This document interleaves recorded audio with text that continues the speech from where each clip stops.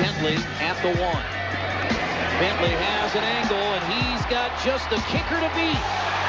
Bentley at the 30, the 25, the 15, a 99-yard kickoff return. Over the top. Oh, stuffed by Bertrand. Yikes. Now it's time for Illini Drive, your home on the way home for Illini sports every Monday at 6. Only on Champaign's Alternative, WPGU 107.1 FM. Joey Gelman, host, Chicago, Illinois. Steve Bourbon, co-host, St. Charles, Illinois. Sam Sherman, co-host, Wilmette, Illinois. Jeff Omer, social media guru, Naperville, Illinois. Torrance Surreal, producer, Shad City, baby.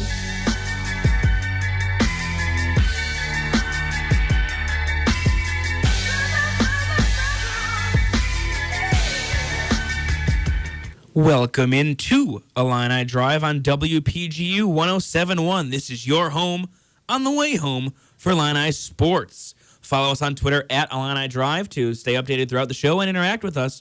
Text line is up as well, and we are now joined with WPGU's text line as well. So the same one as you use to interact with all their content and shows throughout the day. Number again, 217-337-1071, 217-337-1071. So text us your thoughts throughout the show. Rundown today, of course, starting with Illinois football. Torrance Surreal and Steve Bourbon caught up with Illinois wide receiver Mike Dudek earlier today, so we're going to play that interview for you around 6:20. A little more football talk, and then change gears.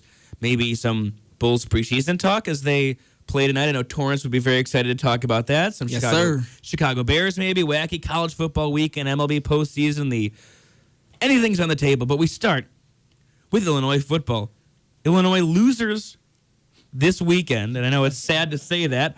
Losers this weekend, 38-27 to a abysmal Purdue Boilermakers team, and so that was a bit harsh. Abysmal. You got to look at it the hard ways here. So I guess this is just another bad loss for this Illinois team and a game you had to win this weekend. And again, it's the same things. The offense looks decent, puts up on paper really good numbers, and the defense is non-existent, and a team that should never put 38 points on your team is doing so. And if you're Illinois, if you score 27 points, you should win a ball game. And once again, this defense cannot help them at all. I want to make a quick correction, Joey. You said it was not a correction as much as just a clarification. You said that Illinois, it was a bad loss. Well, there's no such thing as a good loss, too. True. You're going to play Purdue. There's no area for moral victories, even in a loss. That's all I have to say. I don't know. Steve? I don't even know. I think we were talking before the show about like how harsh we were going to be on this team. The one that I've defended at times, the one that defense on the defensive end you haven't really defended, rightfully so. And now it's just all coming together into today's episode where I think we're going to speak some truths. I think that's definitely going to happen. Like I said last week, the season doesn't start until you win a game you shouldn't or lose a game you shouldn't. And they, on paper, should not have lost this game. And I think this kind of sealed the fate of Tim Beckman. And especially with Lunt getting hurt, too. Maybe some think it's a kind of an excuse to keep him around, but I don't see them winning games with this defense. I don't see them winning games with their special teams. They missed a PAT, had a kick blocked. And so, you're looking at 3-9. That's a familiar spot for Illinois. Which would then, drop Beckman to 1-23? If he loses out, he'd be 1-23 in the Big Ten.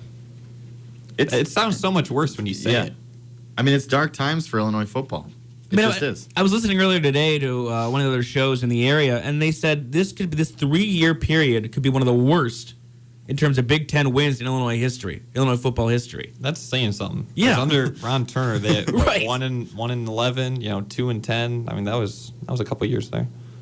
At this point, there's no way in year 3 that a team with the umbrella of Illinois football should be losing to a team like Purdue. And I think it squarely falls on Tim Beckman now. And I think it's a reality of, okay, He's had 3 years to build this program, and granted, when he came in, former coaches before him, whether it's Zook, Turner, who have you, didn't allow him to really have that good of a cream of the crop coming in as guys he could rely on. Whereas in basketball, you have a John Gross comes in, has a couple stayovers of a Richardson and a Paul. I know it's a drastic comparison, but you have some layovers that can really help you into the next season.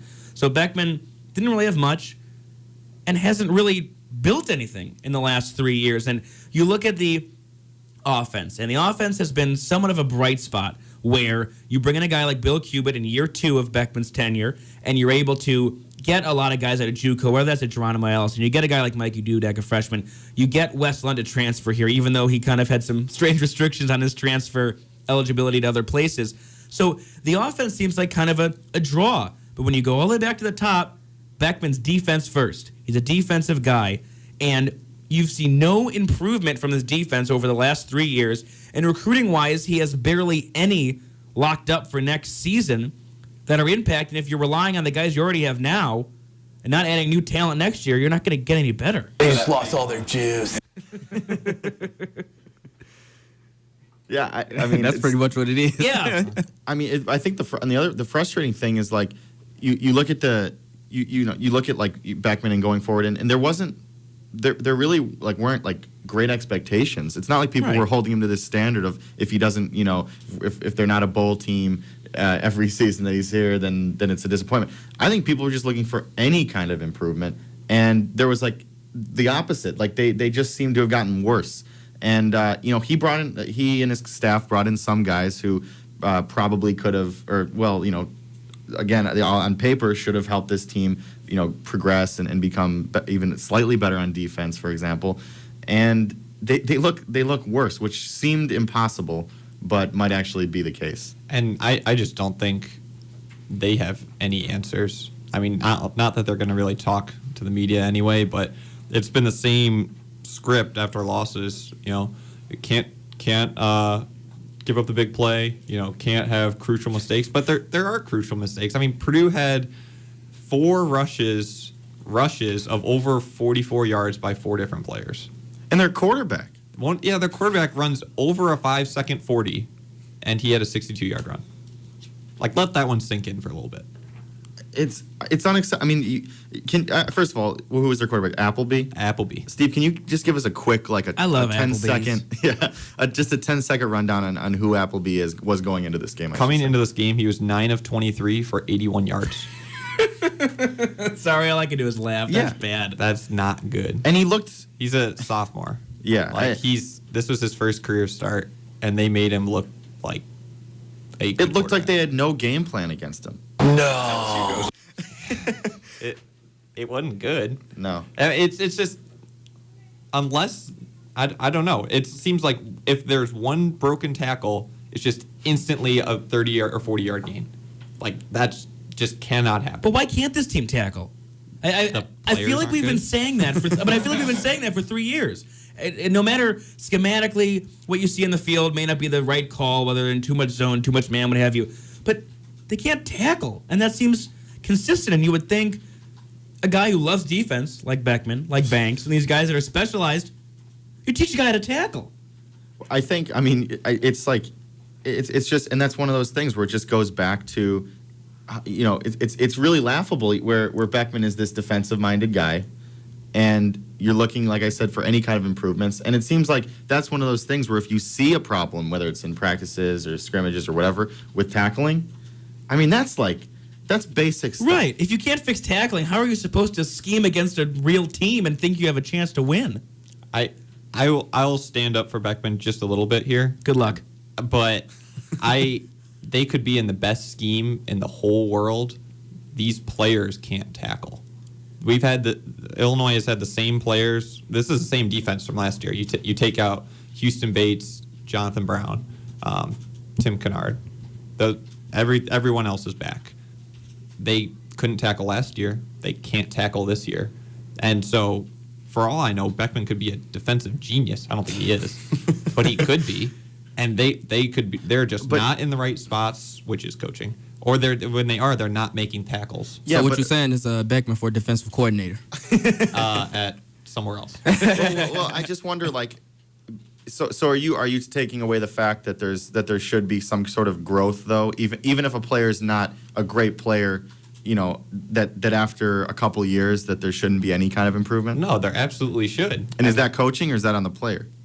That's coaching, but when you start off as some of these players, you look at recruiting wise, they're not having other Big Ten offers. You look at some of these guys, they're MAC caliber players, and I'm not dissing anybody, but that's just the fact of it. We almost the team almost got beat by a MAC team, if I'm not mistaken. Or no, excuse me. Got beaten by a few teams. A few teams, yeah, and Division II. It's just, and I think that probably the best thing, and it's not going to sound this. I'm prefacing this in a way that's not going to accurately represent what I'm actually going to say. But the best thing about this season for the Illinois fan base is that you know exactly what Illinois is. And I think that going in, it was sort of like, well, I don't think that they're going to be good, and they're going to be at the bottom of the Big Ten, but how much at the bottom? I don't think they're the worst team. This was kind of the perception before.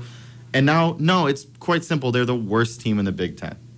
Yep. And because, the one thing was, well, you got to hope that they're better than Purdue. They've got, Wes Lunt. They've got some offensive weapons. Their offense should be able to carry them at least a little bit. And they are the worst team in the Big Ten, and honestly, it's not really close. And I think that's a harsh reality for Illinois fans, too. I mean, yes, you knew your team wasn't going to be that good. I think all of us in this room and Illini Nation can say that.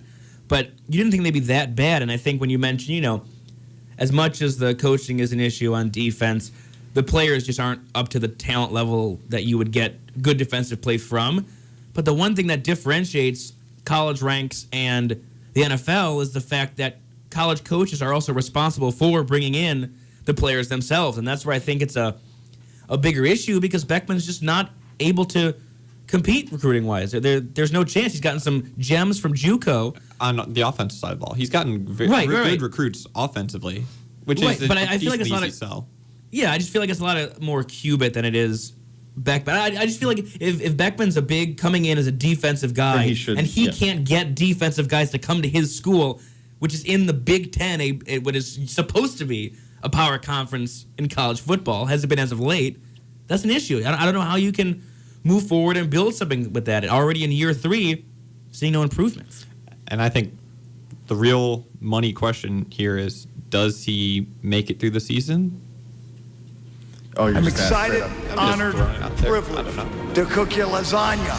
If it's going to be lasagna, we'll keep him. I get a nice hearty meal. I mean, I think it's one of these. It's one of these where my heart says no, he shouldn't make it through the season. Like you want him fired yesterday. Yeah, but my head says no, he's going to make it through the season because really, even though I do think probably the best thing for the team would be to just let him go and kind of just then move forward. I just don't see it happening. I don't see Mike Thomas of inevitably making that decision of we're not going to let him go through the season. I don't see a reality of that happening. Yeah, I agree. I don't really see a positive in firing him now. That seems like an emotional decision rather than a rational decision. And also however bleak it may be, give the guy a chance to save his job. I mean, we're kind of writing off 6 straight losses. Well, like he said in his press conference today, that if they run the table for the rest of the season, they'll be 9-3. Yeah, so 6. And that's pretty good. 3-3 now. That'd be time of their season. Okay, they got 3 W's. Yeah, and they've got 6 games left. And running the table would be wins against Wisconsin, Ohio State, Iowa. 3 wins. Plus 6. I'm not that good at math. Torrance, help me out with the calculator. I think that's 9 wins. That's what he's telling me. Just about. Okay. That's not looking too pretty likely right now. Okay. It would be a pretty much like based on other things that Tim Beckman has said in the past. It would be pretty Beckman to have done the math incorrectly. Okay, can we just say he needs to stop saying. I get what he's saying. Like they give up too many big plays, but he needs to stop saying. Well, tell the people what he said. Okay, today he said. You take out, this is more or less a direct quote, take out 10 plays from that Purdue game and it's a totally different game. He said against Washington, you take out 3 plays, that's 21 points, it's a different game. just stop saying Those are that, his Tim. plays. And that's a lot of plays, too. We're getting to a lot of He's at plays 10 now. like it's nothing. Like we were saying before, one play that breaks out for a big play, fine, you can say that. But when there's 10 big plays, yeah, that's a trend. Hey, but they trendsetter. They 3-3 right now, so I mean that's W. That's W. Doesn't it feel so much worse than 3-3? I mean, because it is. Yeah, because it could be worse. They halfway through the season though, 3-3. Ooh, that's what he said at the press conference. Yeah. They have a clean slate right now. They 500 right now. It's halftime. Think about it like the season just started, and we lost to Purdue. he also has to wint everything he does when he gets up there, so we'll see if he can. We're going to take a quick break here and bring you the interview that Stephen and Torrance did with Mikey Dudek, the Illini freshman wide receiver, who actually has been the bright spot. One of the bright spots. The only positive, actually. For this team, and you'll find out why. In fact, he's called Mikey, and don't worry, we'll have more Illinois football talk right after that interview when we get back. This is Illini Drive on WPGU 107.1. Hey, this is Matt Spiegel from 670 The Score. You're listening to Illini Drive on WPGU 107.1, Mondays at 6. Lunt looking deep across midfield, and the catch is made at the 32. It's Mikey Dudek, the true freshman. Hello, everyone, and welcome back to Illini Drive. I'm Torrance alongside my colleague Steve Bergman, and we are here with Mikey Dudek, freshman wide receiver for the Illini. And is it Michael? That's Hardy says it's Michael, so you have like 50 different names. So which one you go by? I go by Mikey. A lot of my close family members and friends call me Mikey, so I guess everyone can call me Mikey. How'd that get started? It really got started when I was younger. My parents, I didn't like the name Michael, so my mom just started calling me Mikey. My parents both did, and then it just stuck. This past week for you, 8 catches, 200 yards, only the 4th guy in Illinois history to hit 200. I guess, the game itself was a little disappointing, but what does that mean for you to put up those kind of numbers? It's nice to see that. I've been working hard this offseason to accomplish stats and have games like this, but at the end of the day, it still sucks that we lost, and that's what I've been thinking about mostly. So basically, I'm just going to try to go in, watch the film, see what I can improve on, and help my teammates. Early in the season, I know you've passed expectations from maybe a lot of fans, but did you exceed even your own expectations so far this year? No. I mean, I set goals for myself at the beginning of the season that were really high. I think a lot of people would have laughed at them. So, I'm going out there and I'm trying to do the best I can. And if I would have thought, I'd be in the position I am now because of the way I work and the goals that I've set. Do you have, you mind telling us any goals that you have in particular? Or? One goal, I want to be all Big Ten. I know many are like freshman, but I feel like I can do it if I work hard, and that's what I'm aiming for. Okay. And like you said, freshman, I guess everyone talks about your first year of the game so much faster. I guess, is that kind of the hardest thing to adjust to on the field? Yeah, it is. You get out there and everyone tells you how much faster it is, but you really can't feel what it's like until you experience it. So I feel like experience is definitely a main thing that a lot of people need, because when you get out there for the first time, you're really nervous. You're not sure what to expect, and as you get going, you get more comfortable. And then being a freshman, what's the hardest thing to adjust off the field? Just going to school and being in college. Yeah, it's basically managing your time. You don't really have a time where you can just chill throughout the day like you would in high school. You're really, from the time you wake up to the time you're going to bed, you're doing something, whether it's class, workouts, practice, or even watching film. So managing your time. You really got to make a schedule for yourself and have your days planned out so you don't miss anything. Yeah. You rarely have time for yourself. What do you do for fun? I don't. It's tough. If I want, I'll go watch a movie or something just to get some leisure time. I don't really have any time to myself, because if I'm not here, I'm at class or watching film. I know you touched on experience. Is there anybody on the team who mentor you? Any other upperclassmen? Yeah, definitely in the wideout groups. Justin Hardy and Martez Barr both helped me out a lot, especially Tez. He's my position, so whenever I mess up, I go over to him. He's a 5th-year senior, so he's been doing this for a while. He's experienced everything, so I go over to him and I'll be like, this is what happened, and he'll help me fix it, get my head back on straight, and tell me to keep going. I know your brother also played football at the University of Dayton. Any rivalry going between you guys? Yeah, there's always that brotherly rivalry. But we push each other. He doesn't play anymore, but he played his freshman year, so he helps me out whenever I'm down or have a bad practice. I'll give him a call and be like this is what happened, and he'll tell me how to get through it, because I'm still used to all that stuff, being new to college. So yeah, he's helped me out a lot. Was he a receiver too, or? He was a running back, receiver, more of a slot type guy. First position was running back, but he played in the slot as well. This last week was disappointing for you guys. A lot of fans took it hard. I guess what would you say to fans, to I guess restore their hope in Illini football? Basically that we're not quitting.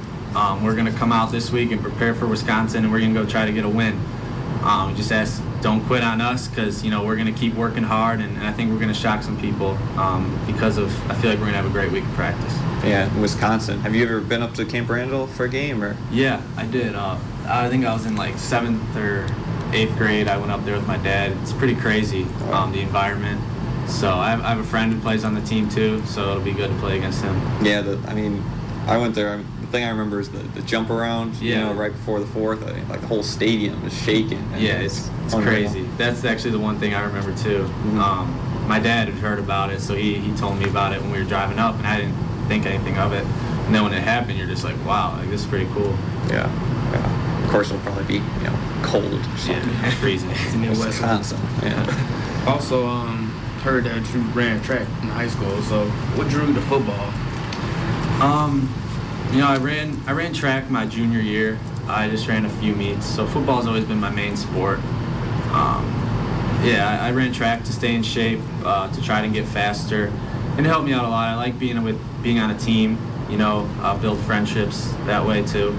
So, yeah. It also said that in high school you had a couple return touchdowns. So, have you ever thought about playing a returner?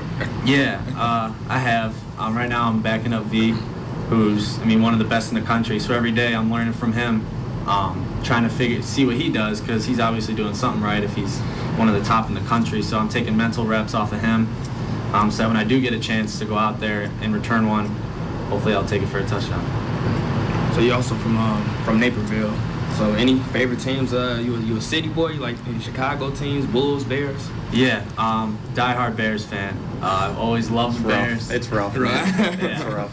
Watching the game yesterday sucked, but I've always been a huge Bears fan and Bulls fan. So I'm hoping Bears can bounce back, and I hope the Bulls have a good year. The Bulls have a preseason game tonight. Yeah, against Washington, right? Way too excited about it. Yeah, me too.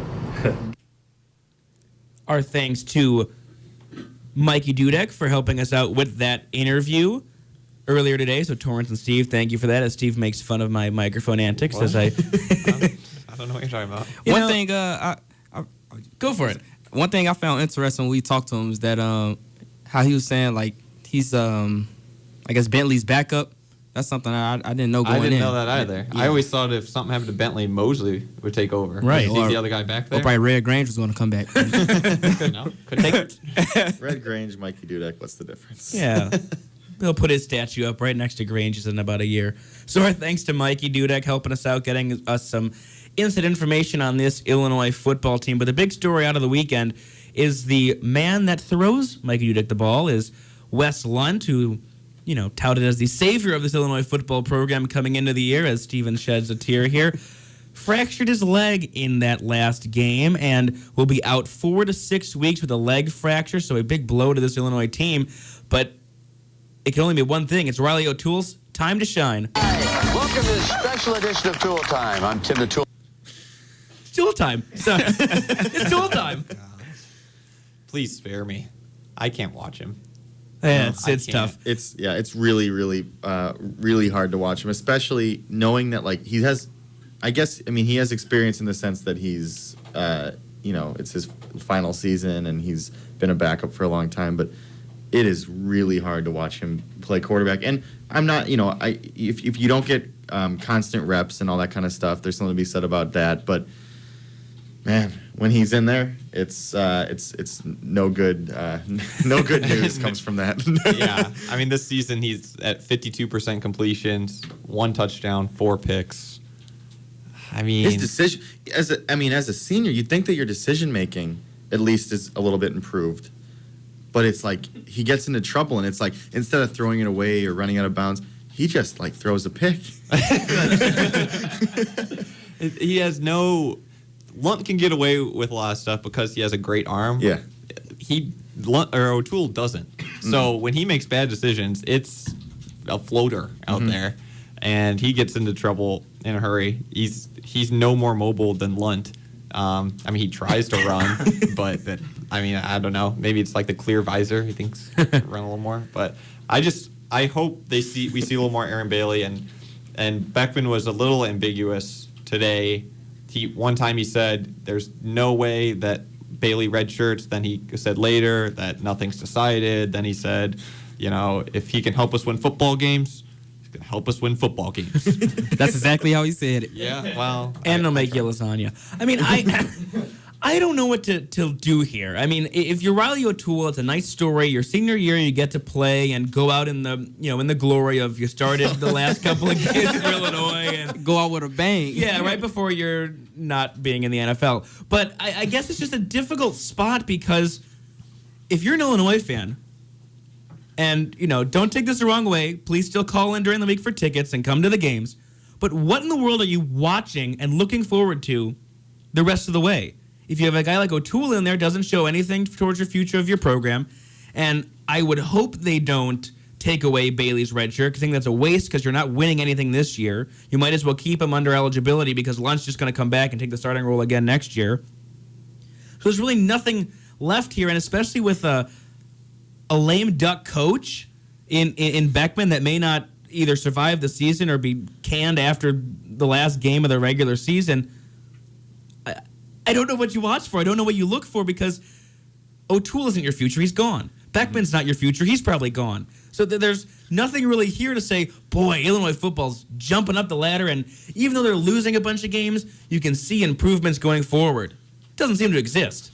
I'm going to go ahead and disagree with you on the Aaron Bailey thing, just because I think there's 0% chance he redshirts because, these coaches need some glimmer of hope for this. Yeah, I guess that could be your only shot at seeing something for the future. But also, sooner or later, you need to see what you have in Aaron Bailey.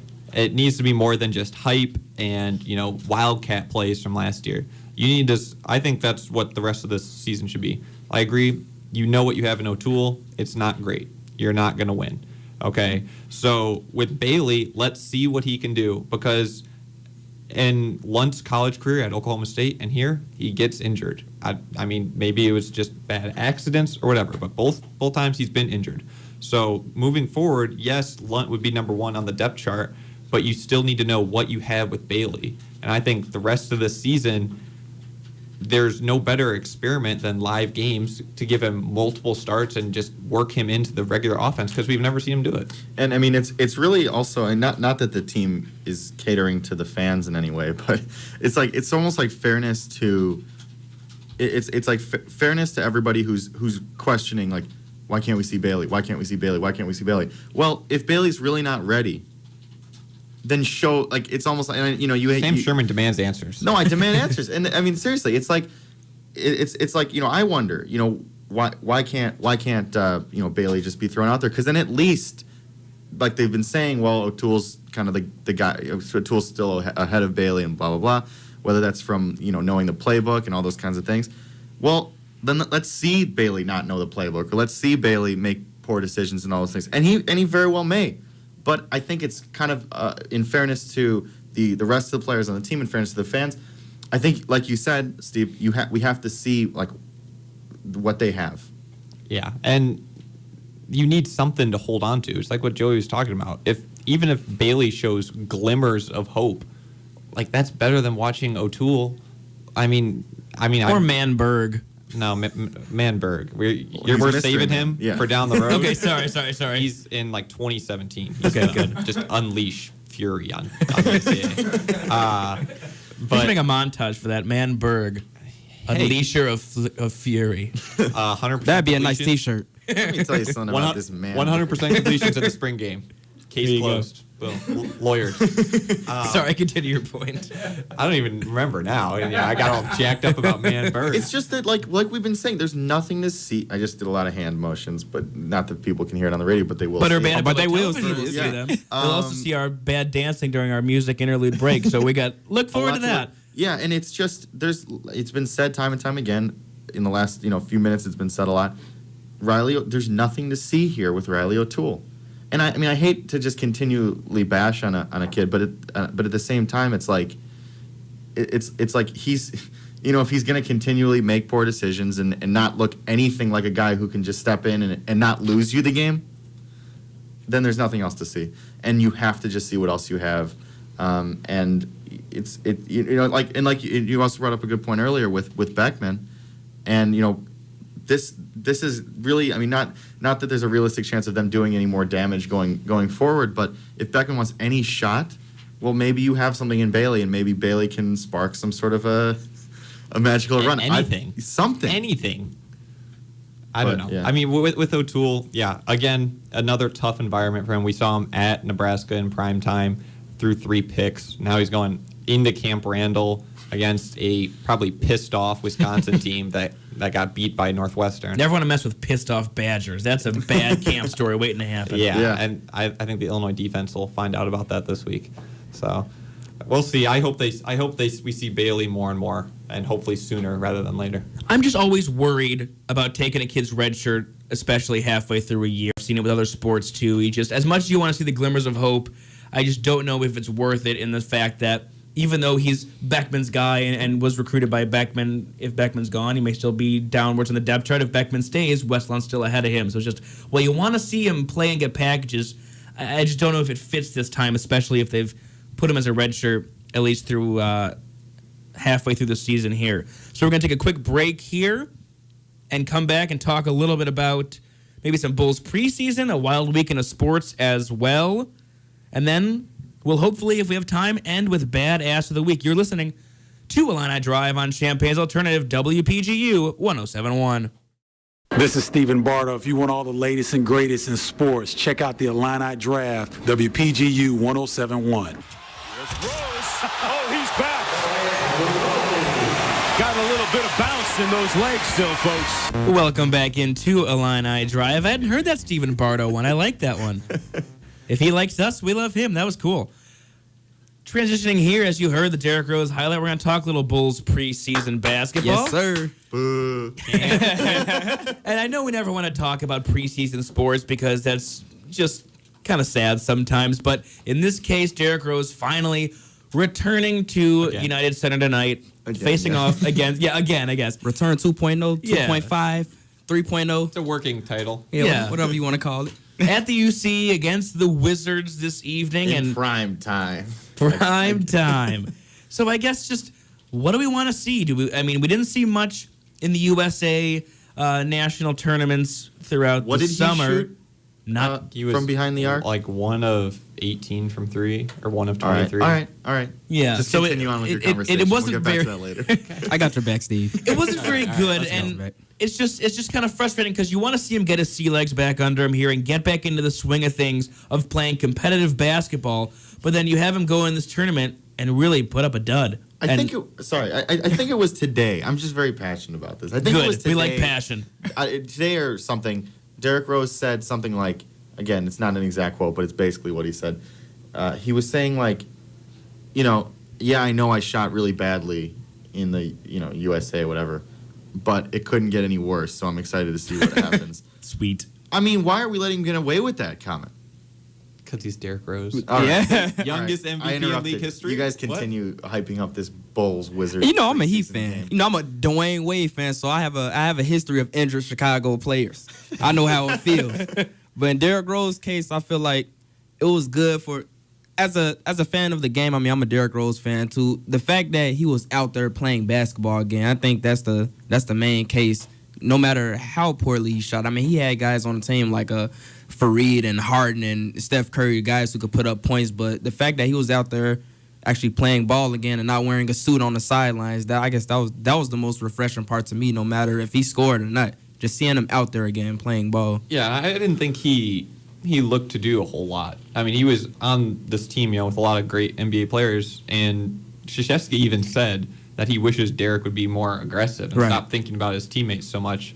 But what I want to see from him is to be more aggressive. And, I rarely remember him driving a whole lot in the FIBA. But I want to see him, get back to driving, hitting that floater that you think never has a chance. So that's what I'm looking to see from him. Here's what I'm looking to see from Derrick Rose, guys. Oh, God. Nothing. Nothing from Derrick Rose because I have no expectations for him. And that's actually not against him as a player. I mean, we all know. It's against him as a person? No, or a person. It's about, I'm just talking about expectations here. Derrick Rose, healthy, pre-injuries, is the best point guard in the NBA. Agreed. Okay. Derrick Rose, now, well, I'm not expecting anything because, and that's not because, if he plays like last season when he played for what, like a few games, 12 games. 12 games. He did some things that were like, oh yeah, there's the kind of somewhat vintage Derrick Rose. But why the whole thing? And I'm not saying that you guys are, but I feel like there's a whole thing in Chicago and within the NBA of Derrick Rose. He's of this like excitement for this season. And I'm not saying that people should be negative, but at the same time, it's like I'm not expecting him to play this season, to not get injured this season. I'm expecting an injury. I'm not hoping for an injury, obviously, but there's the difference here is I'm sort of looking at it like when it happens, I'm not going to be one of these people. It's like, oh, it's so bad because I'm sort of just expecting this to happen. And I'm not saying that we saw the Bulls without Derrick Rose last year in the playoffs, and it was bad. That's abysmal. There. Yeah, and he comes full circle. Abysmal Purdue, abysmal basketball. That's the word of the day today. Yeah. They obviously made some additions that'll help them. Dougie Buckets, Dougie Buckets, Gasol. They've got some guys. Mirotic, yeah. And that's why I'm excited for the Bulls this year is because those additions. It's not really for Derrick Rose because to me Derrick Rose's chance at that for him being the reason to be excited was last season, and he got hurt again. And so we really don't know what post-injury and then another injury and then more injuries Derrick Rose is going to look like. I don't think he's going to get hurt just because of the pieces that you named that's going to be around him. He don't have to play as hard as he used to. I mean, we all know, don't really know, but Tom Thibodeau as a coach, he played Jimmy Butler out of his mind. Jimmy Butler was getting old 2000 Allen Iverson minutes.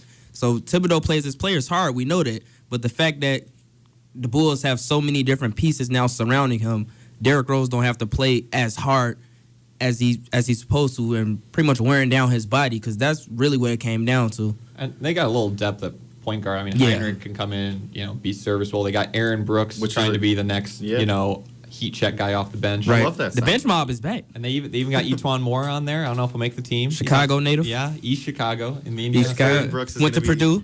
Another Oh, Purdue. oh, Gotta tie that in. Brooks is going to be the next guy that, it was like with DJ Augustine last season when people were saying, well, statistically, when he's on the court, he's actually doing more offensive production than when Derrick Rose is on the court. And it's just sort That's of... That's going to be you saying that. It's going to be so... No, I remember. There was at some point last season when it was like, I just saw some statistic that's like, well, statistically, DJ Augustine actually brings more, when he's on... Yeah, exactly. And, which is ridiculous. And here... Derrick Rose is always talking about shutting up his doubters and his whatever. I guess I'm sort of a doubter in this situation. I'm not a hater. I mean, I love Derrick Rose pre-injuries, and then of course all the fiascos and things that have gone on since then. I want him to prove me wrong. I mean, I will be the first person to, I don't really care about tonight, but going forward into the regular season, I want to be the first person to say, wow, Derrick looks outstanding. And, to see him go through an entire season or most of one without any injuries and just, be like, shut up, Sam, because that's all he's playing for. He's really just playing to shut for you. Up. He's playing for you. It's just difficult because I think it goes back to what you said about being aggressive. And from what we've seen, I just don't know if that confidence is there. I mean, coming off of 2 injuries like he has and then being part of a team where you see Paul George go down the way he did, it just frightens me that Derrick Rose would be a little more passive and too scared to really test that knee to its full potential. And maybe that's why, while you needed more players to bring in to win, wait, that didn't make sense. Well, you needed to bring in more players to win, a lot of them are those kind of complimentary guys and guys he can pass to that maybe puts a little more pressure off of him and his knee.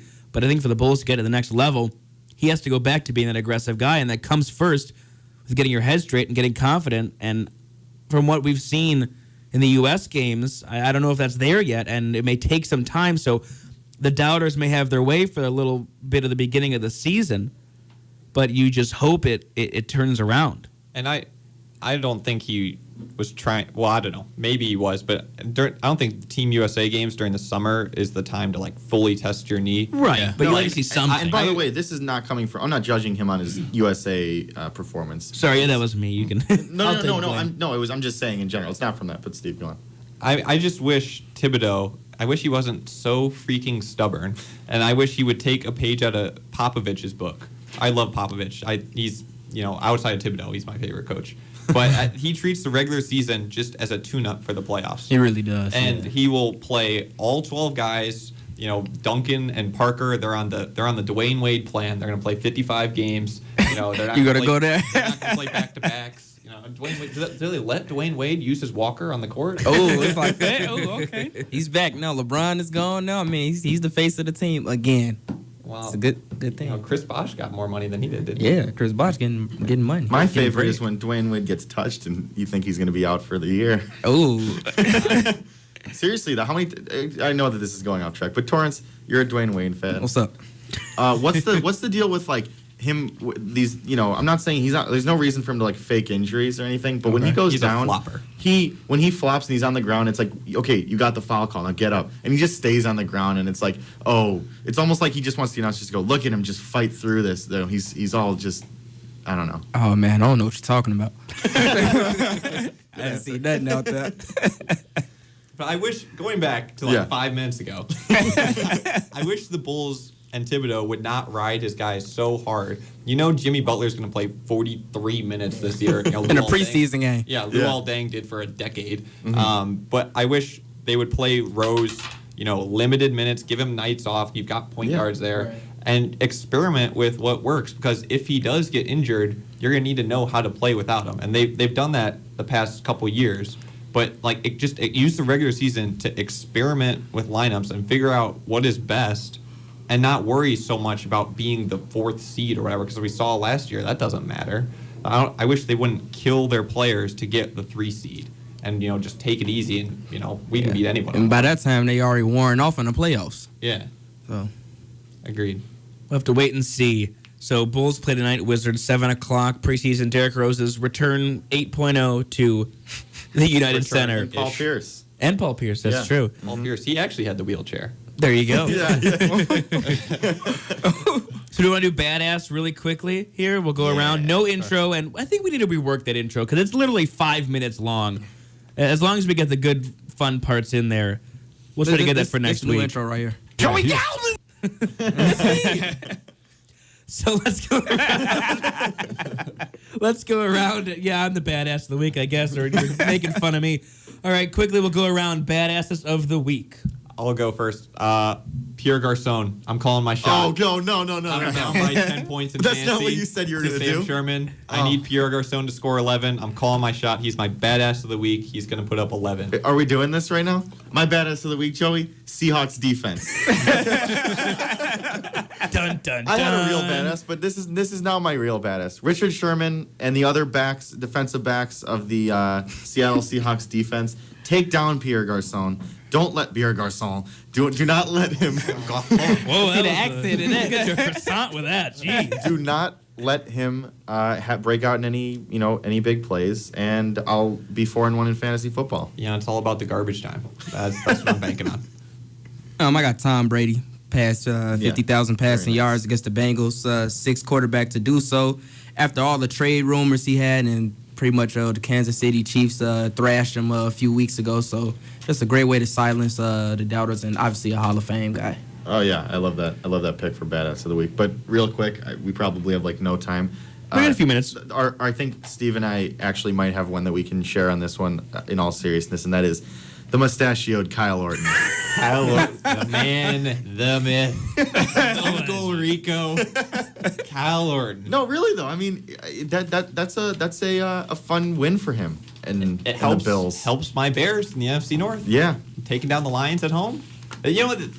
The Bills could make a run at the AFC East. Their defense. They were on some at the helm, of course. They were on some questionnaire that said that the 8 most unlikely teams to win the Super Bowl, and they were on there. So maybe they string some stuff together with our good old guy Kyle. Maybe they can do it. Hey, Orton over 300 yards. Kyle Orton's career path has just been to one day join the Bills and take down all of the NFC North opponents other than the Bears. Well, I guess the Bills did beat the Bears, but it was not without him. Yeah. If Orton was there, not his fault. Yeah. My badass is kind of split, and it's two that don't really make sense because they're not people. We're going to go with one, Kansas City Royals advancing to the ALCS. I think that's an awesome story, and the way they've been playing is pretty cool. I know a lot of Cardinals fans in the area probably don't want to hear that, but they're good. And I just have to go also with college football this weekend. The fact that you had number 2, 3, 4, 6, 8, 14, 15, 16, 17, 18, and 19. And Illinois. All lose in 1 week is incredible and just speaks volumes to why the college football playoff should be enjoyable and how it should probably expand. Mm-hmm. But that's a conversation for another time. So that's all the time we have for today. We thank you for tuning in to this edition of Illini Drive. We'll do it again next week, Monday at 6. My thanks to producer Torrance Sorrell, social media guru Jeff Omer, Stephen Bourbon, Sam Sherman, the fine friends at UPTV. They'll re-air us on Wednesday at 9 p.m., so look out for that on Urbana Public Television. I'm Joey Gelman, and remember, this is your home on the way home for Illini Sports and Champagne's Alternative, WPGU 107.1.